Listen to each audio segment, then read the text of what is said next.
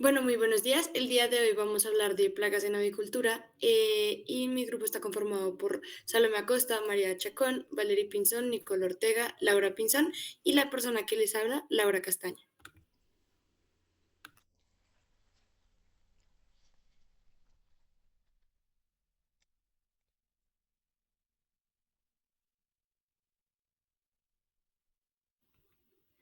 Bueno, de las especies que vamos a hablar aquí es roedores, moscas y cucarrón de la cama, son las especies en las que nos vamos a enfocar. Bueno, vamos a empezar con roedores. Existen tres roedores de importancia para la avicultura. Estas son la rata noruega o de la alcantarilla. Esta tiene como nombre científico Ratus norvegicus. La segunda es llamada rata negra o de los tejados y su nombre científico es Ratus ratus. Como tercera tenemos el ratón doméstico, que es uno de los más conocidos, que su nombre científico es musculus. Vamos a enfocarnos en una especie en específico para explicar las diferentes características. Escogimos la Ratus norvegicus, ya que es la rata al presentarse más en las producciones avícolas. La morfología de la rata de Noruega es un tamaño de alrededor de 20 a 27 centímetros de largo, con una cola de 17 a 23 centímetros de largo, es bastante grande. Su peso ronda entre los 250 gramos y los 500 gramos. Sin embargo, cuando hay un ambiente que tiene bastante alimento, esta puede superar incluso los 600 gramos.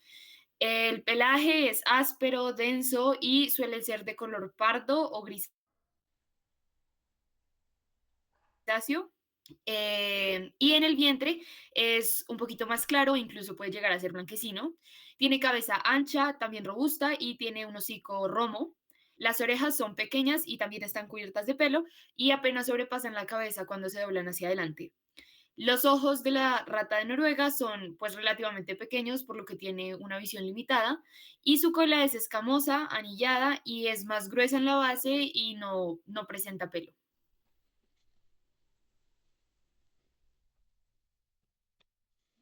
Em,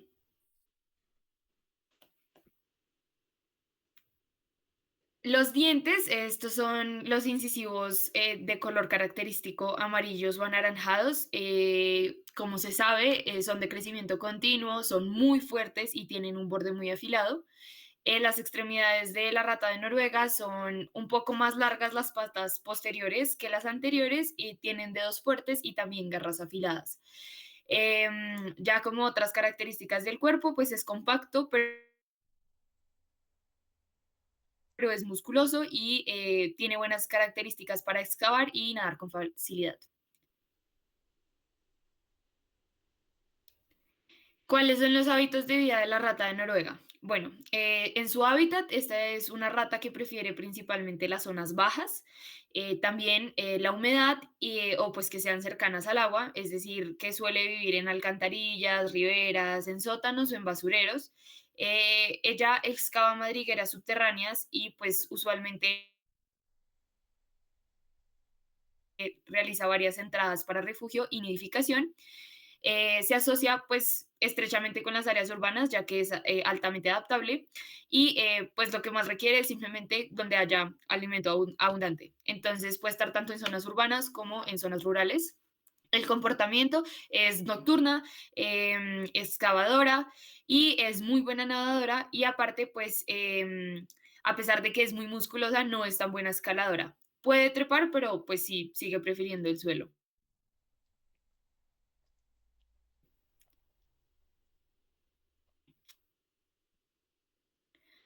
En cuanto a la alimentación, es omnívora y también oportunista.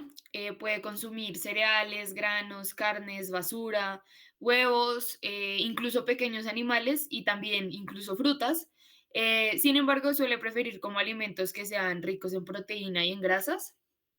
La rata de Noruega es considerada neofóbica, es decir, que desconfía de todos los objetos o incluso de los alimentos nuevos. Esto dificulta un poquito su control, pero pues esto lo vamos a explicar un poquito más adelante. La reproducción es extremadamente prolífica.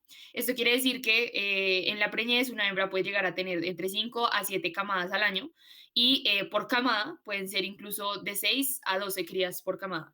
El periodo de gestación de la rata de Noruega es de alrededor de 21 a 23 días y las crías maduran sexualmente de las 8 a las 12 semanas. En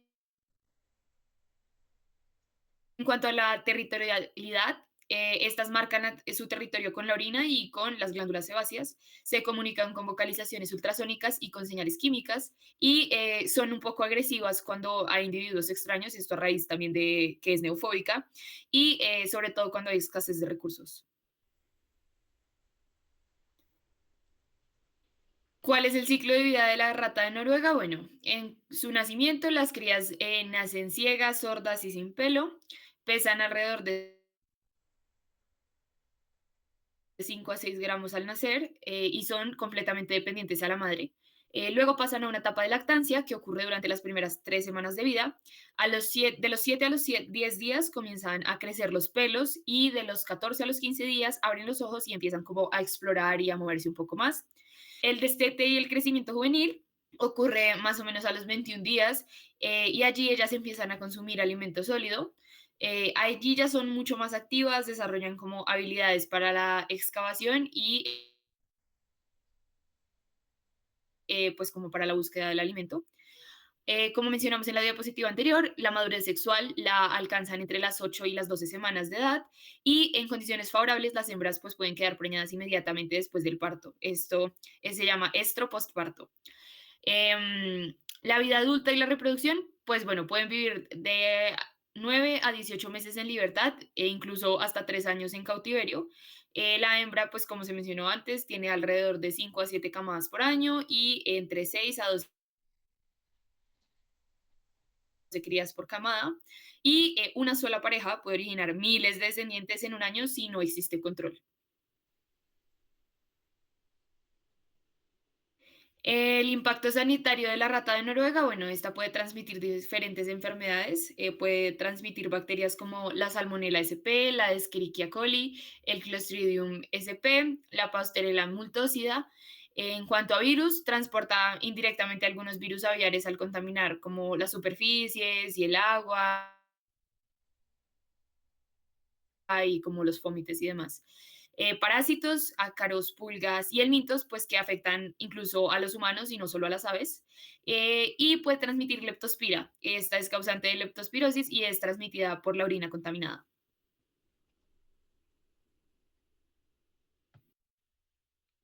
Bueno, la rata noruega, la rata negra y el ratón doméstico afecta principalmente al hombre, siendo reservorio o vector de agentes patógenos que van a causar diversas enfermedades.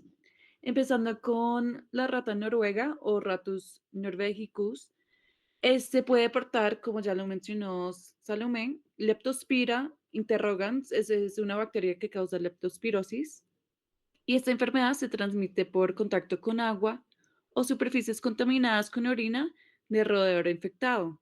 Esto puede generar fiebre, ictericia, insuficiencia renal e incluso complicaciones pulmonares.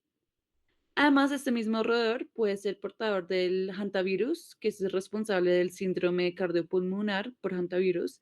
Eso es una infección grave con alta mortalidad que se transmite cuando el ser humano inhala partículas contaminadas de orina, heces o saliva seca de los roedores.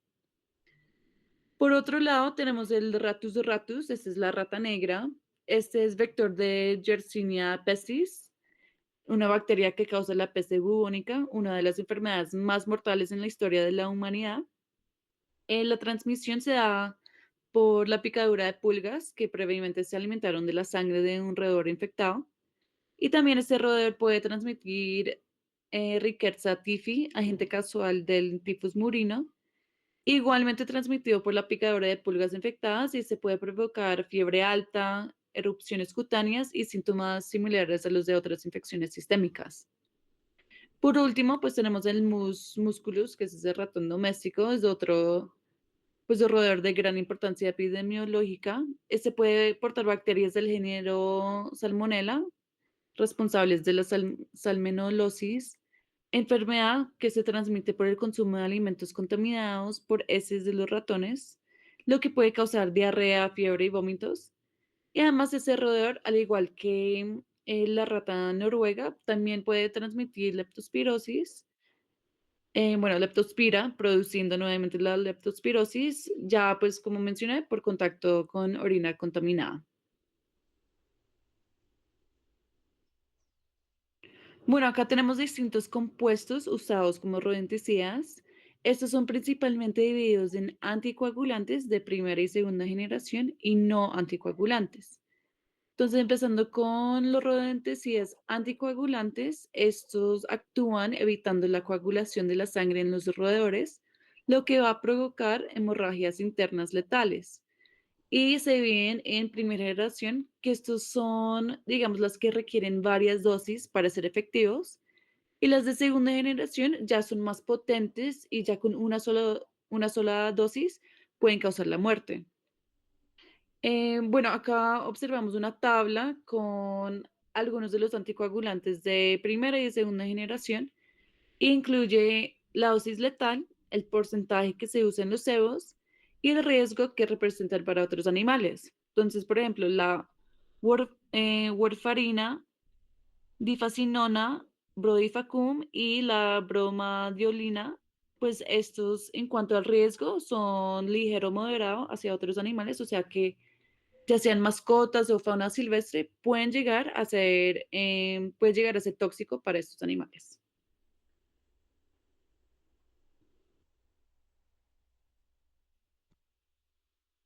Bueno, ya para profundizar en uno de los compuestos anteriores, tenemos el Prodifacum. Esto es un rodenticida perteneciente a la familia de los anticoagulantes de segunda generación, específicamente de las hidroxicumarinas. Este se comercializa en presentaciones como bloques, pellets o pastas con concentraciones de 0,0025% a 0,005%. Y su principal uso, pues, es el control de roedores en ambientes urbanos, rurales y productivos. Y esto incluye las granjas avícolas, porcinas, almacenes y bodegas, etcétera. Este es eficaz contra las principales especies de roedores que ya habíamos mencionado anteriormente y especialmente en poblaciones de sus roedores que son resistentes a anticoagulantes de primera generación. Bueno, en cuanto al mecanismo de acción, este se basa en la inhibición de la enzima vitamina K epóxido reductasa. Esta es una enzima muy importante para la síntesis de los factores de coagulación 2, 7, 9 y 10 en el hígado. Entonces, al bloquear esta vía, los roedores van a desarrollar hemorragias internas progresivas que van a conducir a la muerte.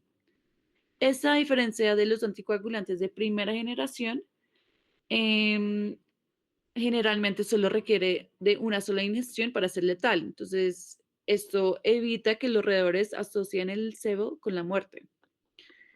Bueno, en cuanto a la aplicación, pues esto se debe realizar estratégicamente. Se coloca los bloques o pellets en estaciones de cebo seguras, fuera del alcance de niños, mascotas, de aves y pues de las aves.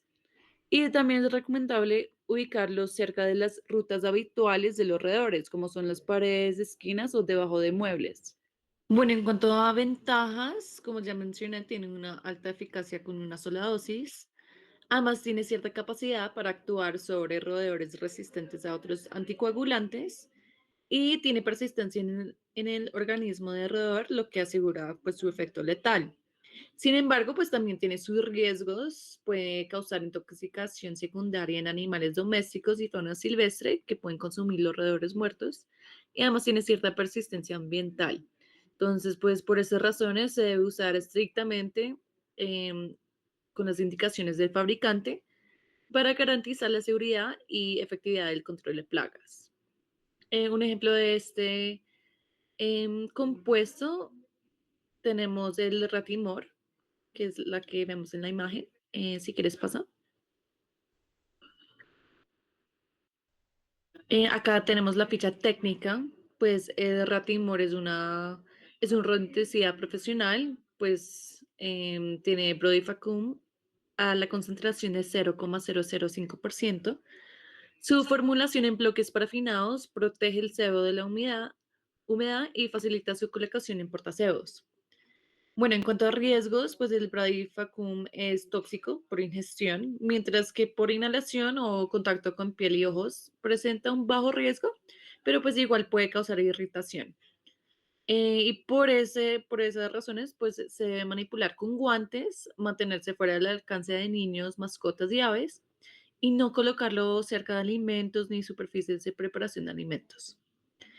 Bueno, acá observamos el diamante NFPA, que, bueno, en la zona roja no se ve muy bien, pero pues ahí tiene un cero. Esto quiere decir que no es inflamable. En la zona azul tiene un 3. Esto quiere decir que es un riesgo grave para la salud, por lo que ya mencioné anteriormente que pues es tóxico si se llega a ingerir. En la zona amarilla tiene un cero. Esto quiere decir que es estable, o sea que no es reactivo.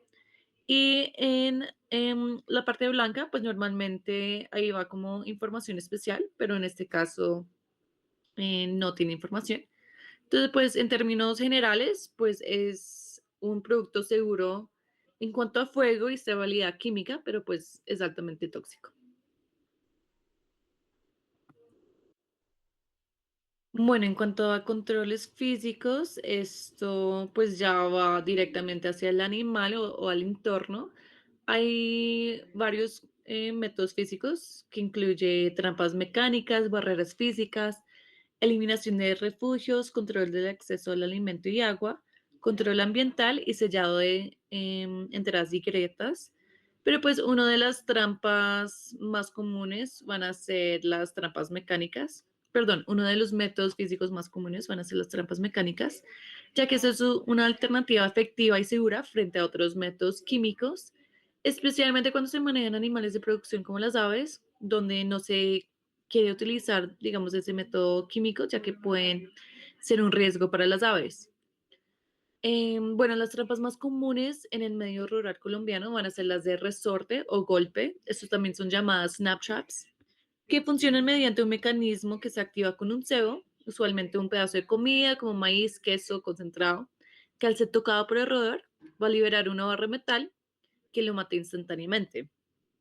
Estas trampas pues son económicas, son muy fáciles de conseguir, ya sea en ferreterías o tiendas agropecuarias, y si se manipulan adecuadamente, pues se pueden reutilizar varias veces. También en zonas rurales es frecuente ver trampas artesanales hechas ya con baldes, botellas, tubos de PVC para crear mecanismos de caída o de captura viva. A veces en granas ya más significadas se puede también utilizar trampas eléctricas. Estas funcionan atrayendo alrededor mediante un cebo y al entrar en contacto con las placas metálicas internas va a recibir una descarga que pues también lo mata, digamos, instantáneamente. Al igual que pues el control químico también se debe hacer de forma estratégica, pues se pone en el tránsito frecuente de los alrededores, paredes, esquinas, detrás de comedores, etcétera. Y es importante revisar las trampas diariamente, retirar los cuerpos, cambiar los cebos con regularidad para mantener la efectividad del sistema.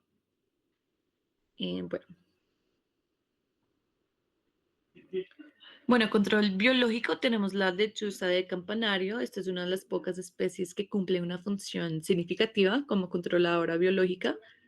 Esta es una ave rapaz nocturna, se distribuye ampliamente en el país, especialmente en zonas rurales, agrícolas y semiabiertas.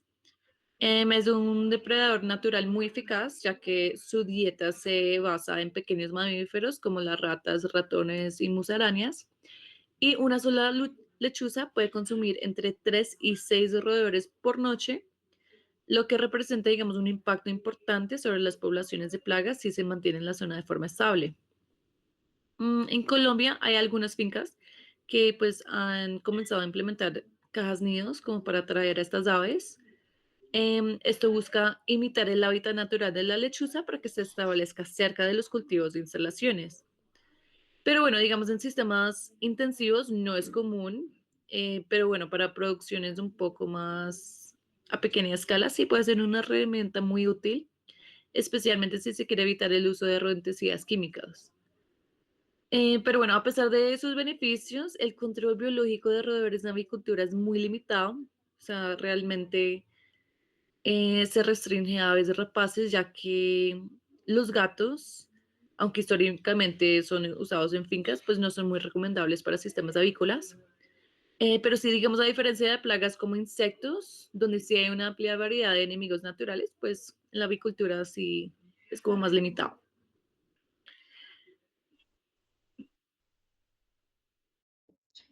Vale, nosotros también vamos a hablar acerca de las infestaciones de moscas en las producciones avícolas.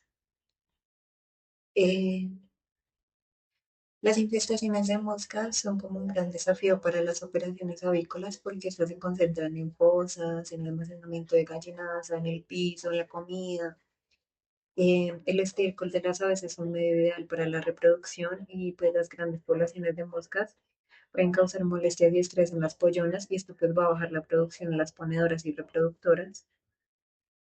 También en las que aves de engorde. Las moscas puede ser un vector importante de enfermedades tanto para las aves como para los humanos. Y la que tiende a predominar, como podemos ver en la figura 11, es la mosca doméstica. Esta tiende a predominar porque estamos en un área de trópico y además la mosca doméstica se ha adaptado mucho a los ambientes humanos. En tanto a las otras moscas que podemos encontrar, tenemos la mosca california, la mosca de la basura, la mosca soldado y la mosca del establo.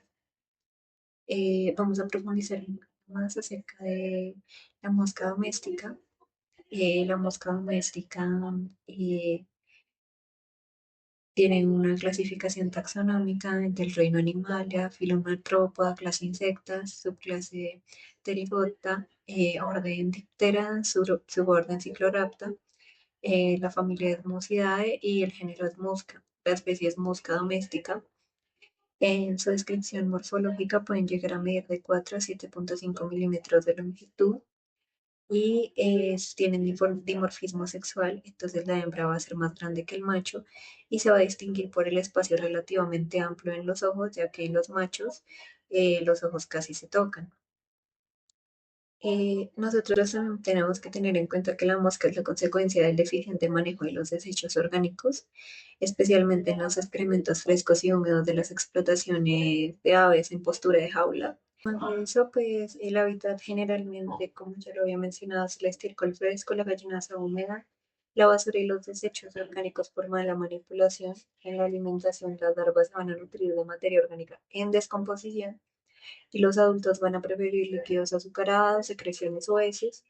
La actividad va a ser principalmente diurna y ellos van a tener una actividad mayor entre los 20 y los 30 grados Celsius. Puede volar hasta los 2 a 3 kilómetros de distancia, pero puede transportarse más lejos gracias a los vehículos por su pequeño tamaño.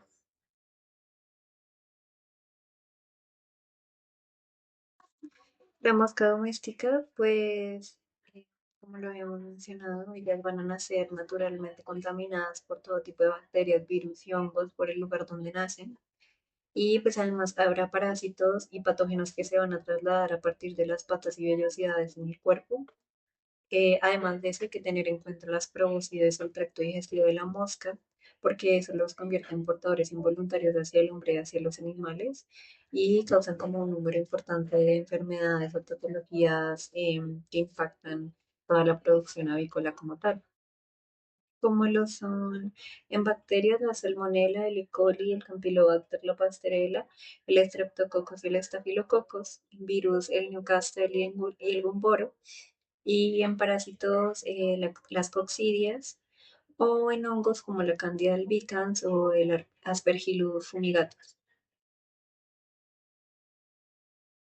En cuanto al ciclo biológico, como todos los dípteros, la mosca doméstica va a tener una reproducción sexual y va a tener una metamorfosis completa que va a transcurrir dentro de la materia orgánica en descomposición con 4 estadios, que son el huevo, la larva, la pupa y el adulto. En el estadio de larva va a tener tres estadios larvarios y la pupa va a ser la más resistente y la que va a depender de la temperatura. Entonces, cuando el alimento no se encuentra limitado, las moscas van a completar su ciclo vital en 10 días a 29 grados, 21 días a 21 grados, 45 días a 15 grados.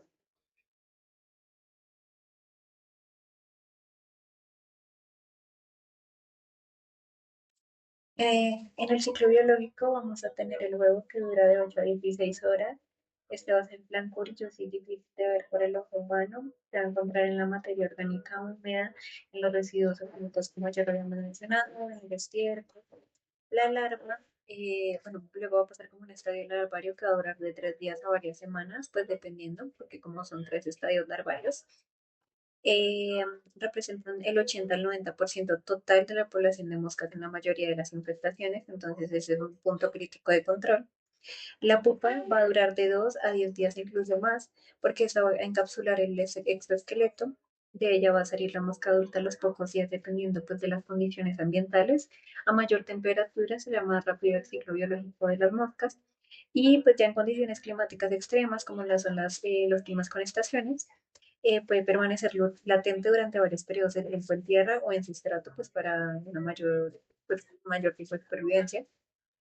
La mosca adulta como tal solo va a vivir de 3 a 4 semanas. Pues ya este estadio adulto pues va a descansar en superficies horizontales cuando no esté comiendo o reproduciéndose. El problema es que este estadio puede poner más de 700 huevos durante su ciclo de vida.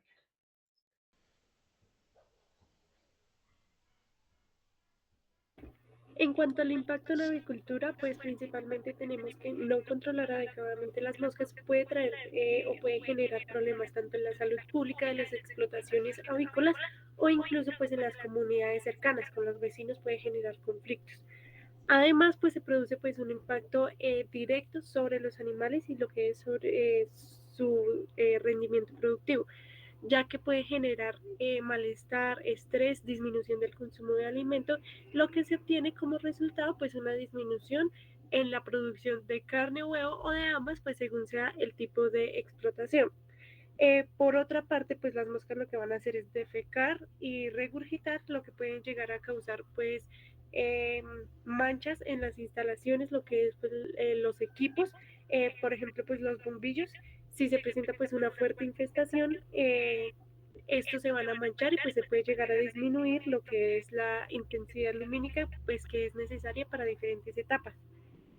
Por otra parte, pues ya a los huevos directamente pues puede llegar a transmitir patógenos o incluso puede llegar a no ser tan atractivo para el consumidor y se puede llegar a reducir lo que es pues el valor en el mercado. Por otra parte, tenemos que va a causar una fuerte molestia para los trabajadores, lo que va a hacer que no se generen buenas condiciones laborales, que éstas sean desagradables y difíciles, y se obtenga como resultado pues una disminución en la calidad del cuidado de las aves y asimismo pues una disminución en el rendimiento productivo, ya que se pueden llegar a estresar aún más. Puede llegar también a transmitir patógenos a través de las piezas bucales, de las superficies de su cuerpo, de las heces o incluso pues de lo que es la regurgitación.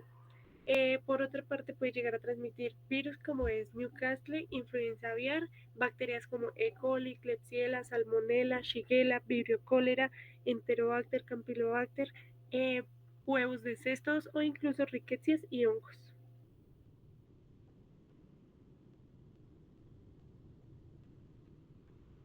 Ya en cuanto a la afectación que le puede causar directamente al hombre, tenemos que pues las moscas pueden, la mosca doméstica sobre todo, pues puede actuar o tiene la capacidad de actuar como un vector mecánico, es decir, puede llegar a transportar microorganismos dañinos desde su entorno, desde lo que es la basura, las heces, los animales que están en descomposición y demás, hacia los alimentos de las personas y superficies pues, en las que se pueden llegar a entrar en contacto fácilmente. Y todo esto pues se asocia a lo que es intoxicaciones alimentarias y enfermedades intestinales.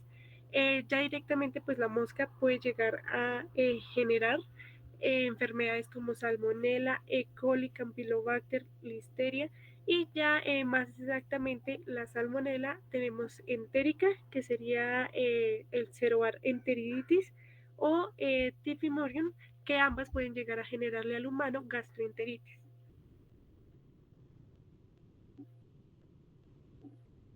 Ya en cuanto a un control químico, pues tenemos que el uso de insecticidas pues va a ser un componente importante de un programa de control integral de moscas, el cual pues se va a realizar con el objetivo de disminuir las poblaciones de moscas. Pero se deben tener en cuenta pues tres factores importantes y primero pues es no hacer una aplicación innecesaria de los insecticidas, no hacer un uso pues de más, ya que se puede llegar a generar resistencia. Además, pues se tiene que cambiar pues constantemente la molécula química que se usa. Por otra parte, pues no usar simplemente un control químico, sino también pues un control biológico y un control físico. Y se deben conservar áreas que estén libres de tratamientos químicos, donde las plagas pues pueden ser susceptibles a sobrevivir. Se presentan pues cuatro tipos de insecticidas que son como los más comunes para controlar las moscas. En esos están los larvicidas, insecticidas residuales, insecticidas de SEO e incluso pues los insecticidas de contacto. Y aquí tenemos pues la presentación de las moléculas. En la tabla A tenemos que lo que son los larvicidas. Estos se pueden rociar directamente sobre las áreas donde se encuentran pues los estadios de la larva y pueden también aplicarse en formas de gránulos secos donde pues se va a presentar el estiércol húmedo.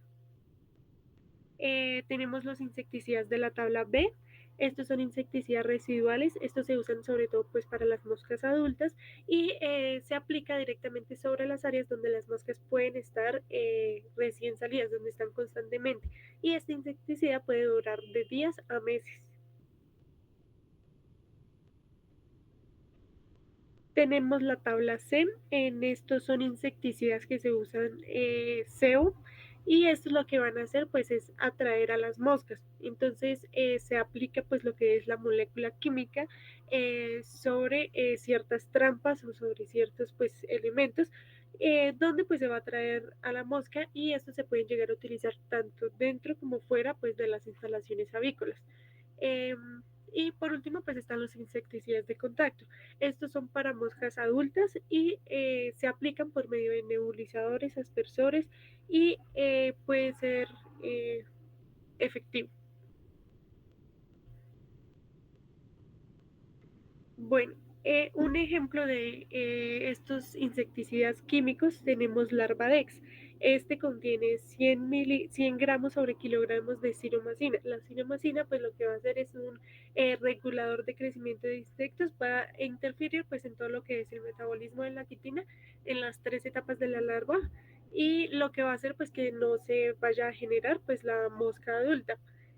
Por una parte, pues tiene beneficios. Este se puede usar en parvadas de pollo de engorde, reproductoras o ponedoras. Él va a controlar pues todo lo que es las poblaciones de moscas, las infestaciones y no tiene tiempo de retención en cuanto a los huevos, pero sí es de 3 días en la carne.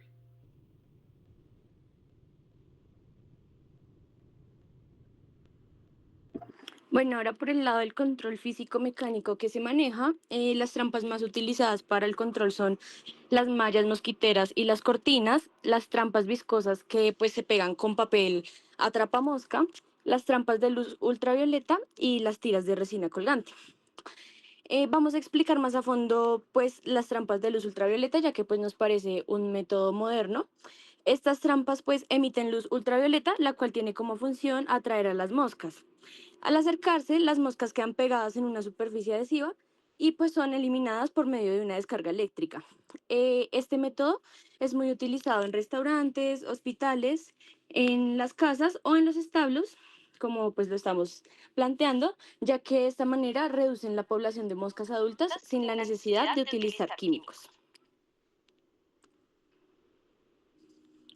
En cuanto al control biológico, este control consta pues en el aprovechamiento para los depredadores naturales de la mosca doméstica, para de esta manera disminuir la población.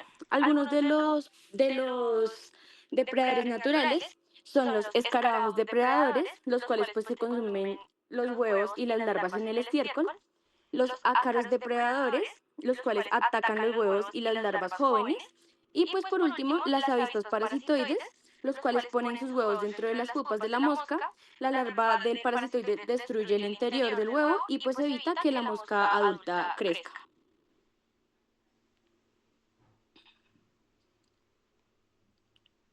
Ya en otra plaga, pues tenemos el Albitobius diapirenus, más conocido como cucarrón de cama.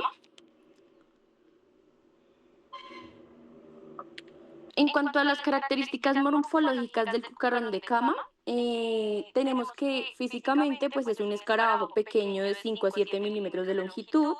Normalmente es de color negro brillante o marrón oscuro. Tiene un cuerpo ovalado y aplanado dorsoventralmente. Tiene unas alas anteriores transformadas en élitros duros, las cuales cubren su abdomen. Presenta antenas cortas con segmentos engrosados en los extremos y tiene 3 pares de patas fuertes, adaptadas estas pues para caminar y excavar. Bueno, pues ¿cuáles son sus hábitos de vida? Normalmente pues está en galpones avícolas entre las camas de los pollos y los pavos, pues mayor la viruta, el estiércol y los restos de estos. En cuanto a la alimentación, el cucarrón consume restos de alimento, heces, plumas, cadáveres y pues material que esté en descomposición. Y en cuanto a su comportamiento, normalmente pues es de hábitos nocturnos. En el día pasa su comportamiento oculto en la cama o pues en grietas que estén presentes. Él puede dañar las instalaciones ya que perfora la madera y los aislantes que le coloquen. Y es un vector mecánico de bacterias, virus, hongos y parásitos intestinales que pueden afectar a las aves y pues por medio de ello el consumo del huevo a los humanos.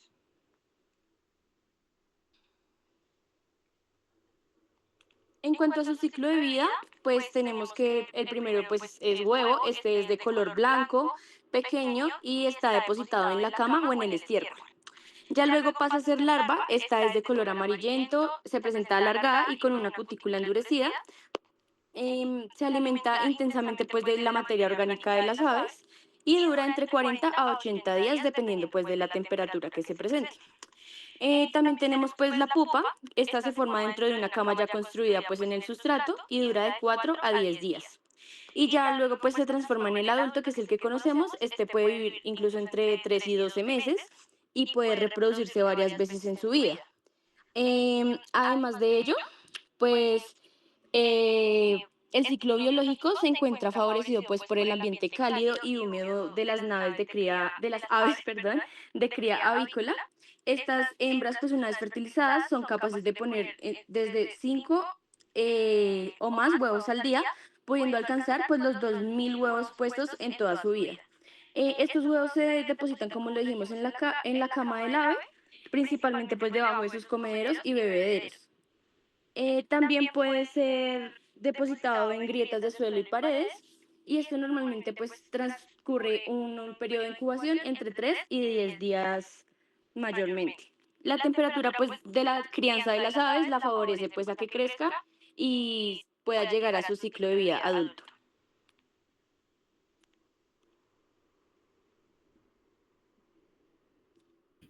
Bueno, ahora les voy a hablar cuál es el impacto que tiene el alfitoides en la avicultura.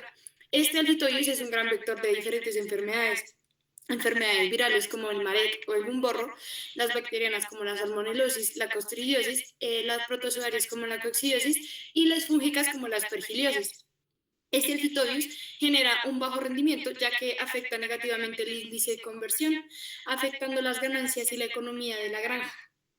Los daños que tiene este alfitobius principalmente se generan estructurales en la granja.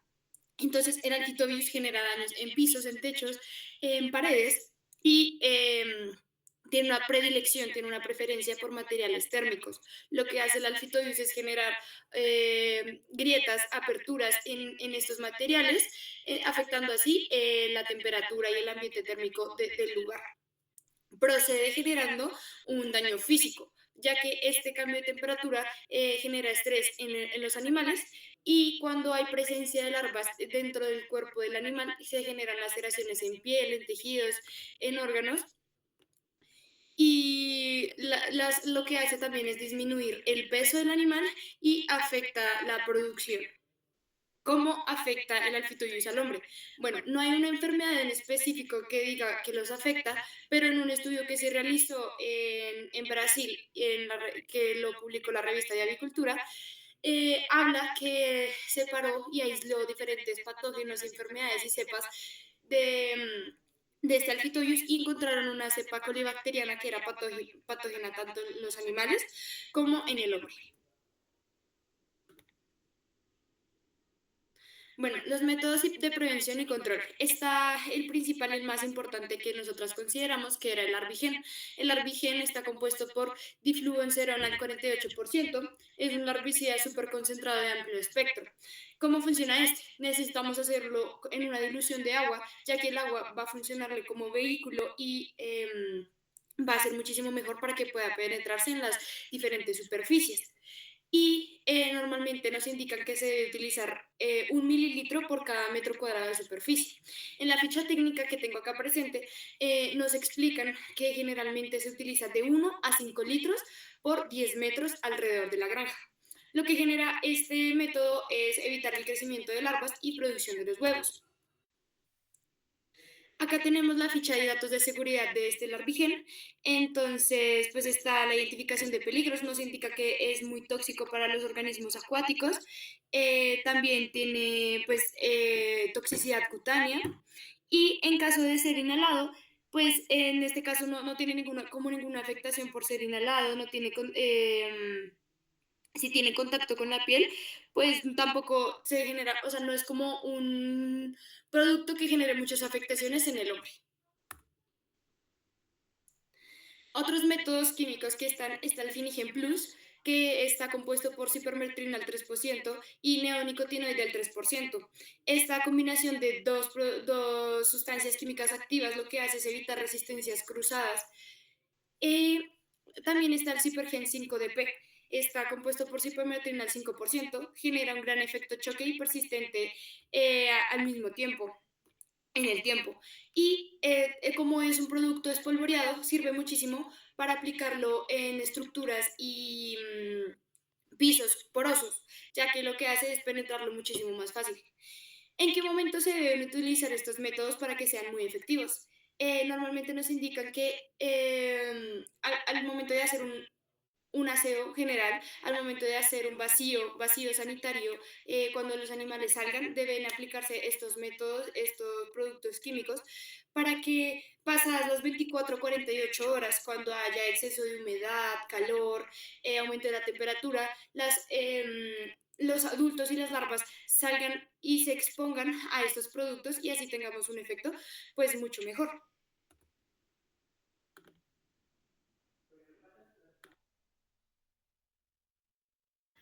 Como métodos alternos para el cucarrón de cama encontramos algunas trampas físicas y mecánicas. Estas pueden ser, digamos, trampas de tubo o llamadas también canaletas con cebo. Estas son colocadas en el piso o incluso cerca de las paredes y esto pues permite capturar a los adultos únicamente pues que buscan refugio. También se puede utilizar cartones o incluso alfombras corrugadas. Estas sirven como un refugio temporal que luego se retira y se destruye, esto con el fin de reducir la población. Se puede hacer un aspirado mecánico o barrido profundo. Este es útil al limpiar los galpones. Puede ser utilizado entre lotes y esto elimina tanto adultos como larvas. También existen barreras físicas en paredes y columnas. Esto pues es básicamente sellar las grietas y las hendiduras y esto pues con el fin de evitar refugios.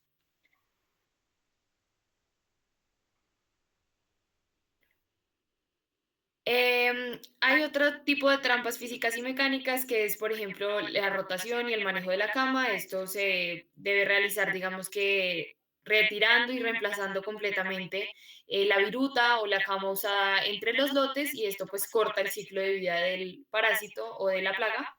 Em, Se puede hacer desecación y ventilación adecuada. Esto es como una medida que permite reducir la humedad dentro de la cama y pues ya que el cucarrón pues prospera en ambientes húmedos y cálidos, también corta el ciclo de vida. También como medida adicional se debe realizar limpieza profunda y desinfección de las estructuras. Esto debe utilizarse lavado a presión, secado completo y esto pues elimina los restos orgánicos. Como medios biológicos, encontramos dos depredadores naturales, que son los nematodos entomopatógenos. Uno de ellos es el Steinernema sp, perdón, o Heteroarditis sp. Estos deben aplicarse directamente en la cama, es decir, en la viruta. Estos penetran dentro del cuerpo de las larvas o incluso de los adultos y liberan unas bacterias simbióticas que causan la muerte del insecto en algunos días. También estos funcionan pues mejor con la humedad adecuada porque necesitan cierta cantidad de agua para desplazarse en el sustrato. O también se pueden utilizar hongos entomopatógenos como la Beauveria baciana. Estos son efectivos tanto para larvas como para adultos. Estos son aplicados como en forma de polvo y pueden también ser usados como en suspensiones acuosas o formulaciones comerciales que ya existen. Y también deben utilizarse sobre la cama o sobre la viruta. Las esporas de estos hongos son quienes se adhieren como a la cutícula del insecto y allí germinan y penetran directamente en el cuerpo. Una vez dentro, pues el hongo invade, hace todo el proceso de su ciclo de vida y mata al cucarrón. Muchas gracias.